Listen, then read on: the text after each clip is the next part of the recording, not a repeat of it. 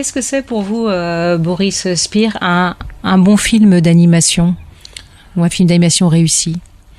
Un bon film d'animation, c'est un film qui arrive à mêler une histoire intéressante avec un graphisme, un dessin, un univers, une mise en scène qui va avec, et puis qui laisse le temps au spectateur, mais je pourrais le dire d'un film d'animation comme d'un film tout court, oui. Qui laisse le temps au qui laisse l'espace de liberté nécessaire au spectateur pour pouvoir interpréter, pouvoir raconter aussi son histoire, voilà, que ça soit pas trop lisible, trop évident.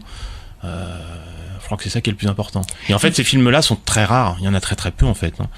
Donnez-moi 3 exemples de films d'animation. Vous en avez cité un là dans votre conférence qui est Ernest et Célestine. Moi, je trouve ça très très beau effectivement. Et ça a très bien marché sur mon enfant à l'époque où il l'avait découvert. On l'avait découvert en salle. Je pense beaucoup que c'est à l'importance de découvrir sur grand écran. Alors là, évidemment, je prêche pour ma chapelle, étant donné que je m'occupe d'une salle de cinéma et que je travaille là-dedans depuis toujours, mais enfin, depuis que je suis en âge de travailler. Mais je crois que c'est très important, cette découverte dans le noir à plusieurs, où on peut pas sortir, on peut pas aller faire autre chose, on va pas aux toilettes, on ne va pas grignoter un truc en même temps, et je crois que c'est vraiment quelque chose d'assez important, de lever la tête et de regarder effectivement ce grand écran. Moi, je suis pas du tout pessimiste de ce point de vue-là, je pense que la salle de cinéma a de beaux jours devant elle de ce point de vue. Deux autres films. Ah oui, pardon, j'ai pas donné d'autres films. Ernest et Célestine, je pourrais donner Les Charlots, qui sont des incontournables et qui fonctionnent toujours. Enfin, moi, je sais que sur mon fils, ça marche toujours, le Kid. Et quand je vois une salle de cinéma remplie de gamins parce qu'ils viennent le voir dans le cadre scolaire, donc imposé, et je fais exprès parce qu'après ils viennent moins massivement quand on le propose en séance tout public, enfin accompagné des parents, et que je les vois tous réagir comme ça, et voilà, je me dis le monde est pas foutu quoi. Enfin, on a encore de beaux jours devant nous parce qu'effectivement là, cette magie du cinéma continue à fonctionner. Et peut-être un film plus récent, qu'est-ce que j'ai vu plus récemment qui était très beau en film d'animation, il y en a un très beau pour adultes, c'est l'histoire d'une main, j'ai le titre là, ça va me revenir tout de suite. Je vois très bien l'image, mais pas le... Ça va me revenir tout de suite, et ce film-là est très très beau, et en plus là, il marche très bien, il a fait de très belles entrées, il est parti aux Oscars, représenter la France, donc ça fait plaisir quoi. Et un film raté, 2 films ratés pour enfants, ce qu'il faut éviter. Des films ratés, il y en a. Enfin, pas ratés, mais le mauvais quoi, qui n'apporte rien, qui stimule mal, qui empêche de rêver, comme vous dites ou... Moi, j'ai beaucoup de mal, par exemple, alors après, c'est aussi ma culture personnelle, mais effectivement, avec les mangas, c'est un univers qui me parle pas du tout. Alors, je sais qu'il y a des grands fans qui sont des grands spécialistes et qui en parlent en mettant en avant les vertus des mangas. Moi, c'est vrai qu'à partir du moment où il y a de l'ultra-violence... c'est pas trop mon truc quoi. Alors après certainement pas pour les jeunes enfants, mais je sais qu'il y a plein de jeunes enfants qui aiment beaucoup les mangas et qui en lisent ou en voient beaucoup au cinéma. Concrètement justement, j'ai une question, là on parle de l'ultra-violence mais qui peut être finalement marquée comme tout public. Quand vous voyez un enfant, ça peut arriver, un père, une mère qui va avec son fils, on va dire 7 ans, regarder un film déconseillé au moins de 12 ans, qu'est-ce que vous dites? Vous dites, moi je m'autorise à intervenir. Ouais, moi je m'autorise à intervenir. Et qu'est-ce que ça va être les parents? Quand c'est du moins de 12 ans, moi là-dessus je tergiverse pas quand je suis à l'accueil, en tout cas, et que je vois des familles venir, on leur interdit de rentrer si effectivement ils veulent rentrer alors que leurs enfants n'ont pas 12 ans. C'est arrivé qu'un parent dise non. Oui, mais pas tellement sur les interdictions moins de 12, moins de 16, parce que celles-là, elles sont quand même repérées, et nous, on a un moyen légal de s'appuyer dessus, mais plus justement sur les films qui sont... Voilà, vous citiez Vice Versa ou Les Indestructibles. Bah oui, quand on a des gamins qui ont 4 ans, je suis désolé, non. Enfin, donc vous donnez il nous est même arrivé d'avoir des enfants dans des berceaux. Et là, non, vous rentrez pas avec cet enfant-là, ne serait-ce que pour les conditions audio. Il a le système auditif qui est pas encore complètement mis en place et visuel. Voilà, et visuel bien sûr, mais parce qu'il regarde pas forcément, il peut être juste dans son berceau, ça va l'agresser en termes audio.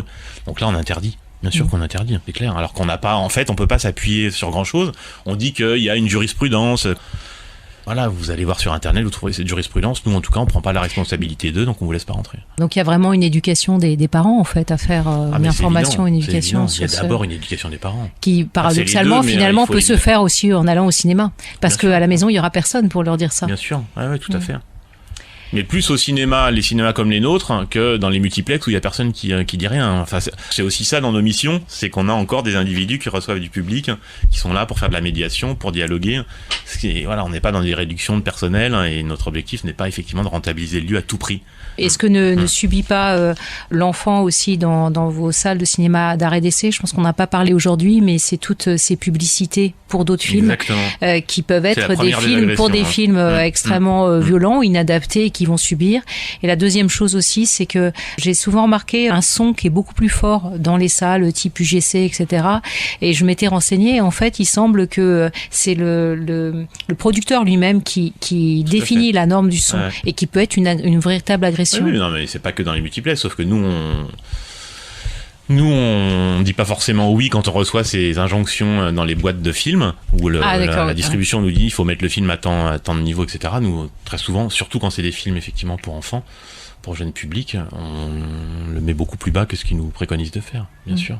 Et alors, mais c'est vrai aussi pour les films pour adultes, hein, des fois le son est beaucoup trop fort. Sur les films d'action, les films où ça bouge beaucoup, il y a une bande son extrêmement fournie, chargée. Des fois, c'est beaucoup trop fort, donc on baisse.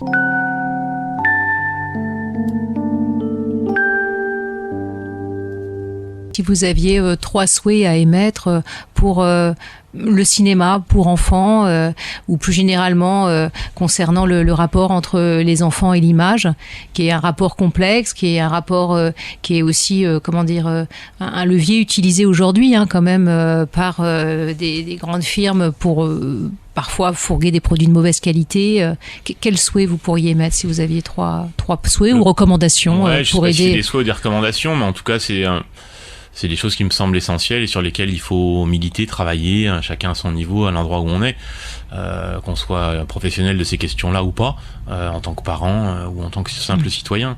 La première chose, c'est de se battre pour que le livre ne disparaisse pas. C'est mes 2 passions, le cinéma et la littérature, mais je crois vraiment que le livre, il est fondamental pour aussi pas être que dans une relation où tout est représenté justement, mais qu'on soit aussi dans la représentation de l'imaginaire et du mental, et il n'y a pas mieux que le livre. Alors il y a évidemment l'échange interhumain, mais le livre est quand même, pour raconter des histoires, quelque chose de magnifique. Et les beaux films en général racontent de très belles histoires. Oui, les beaux films aussi. Ouais, mais ça s'appuie sur un scénario en général. La première chose, c'est ça, c'est qu'on fasse peut-être plus de choses pour essayer de sauver le livre, et comme on parlait tout à l'heure de l'éducation nationale pendant votre conférence autour de l'introduction des écrans qui finiraient par remplacer les livres et tout ça, je pense que l'écran ne pourra jamais remplacer le livre. Voilà. L'écran ne pourra jamais remplacer l'objet livre, avec la sensation du papier, avec l'odeur. Voilà, et je pense que du coup, voilà, ça c'est quelque chose de hyper important. Donc ça c'est mon premier souhait. Donc il faut que ce soit l'État, le gouvernement, le ministère de la Culture. Malheureusement, on n'en prend pas le chemin. C'est comme ça. Ouais. La deuxième chose, sur la partie plus liée au film, je pense qu'il faut... c'est une question politique. Si j'avais un souhait à formuler, c'est celui-là. C'est de donner plus de moyens, et on va pas du tout dans ce sens-là, hein, mais politiquement, je pense qu'il faut qu'on continue à mettre des moyens là où il en faut pour que on apprenne effectivement à plein d'endroits à l'éducation artistique, quoi. Je veux dire aussi évidemment l'éducation à l'image. Et apprendre à lire les images, c'est effectivement un apprentissage qui doit s'apprendre dès le plus jeune âge.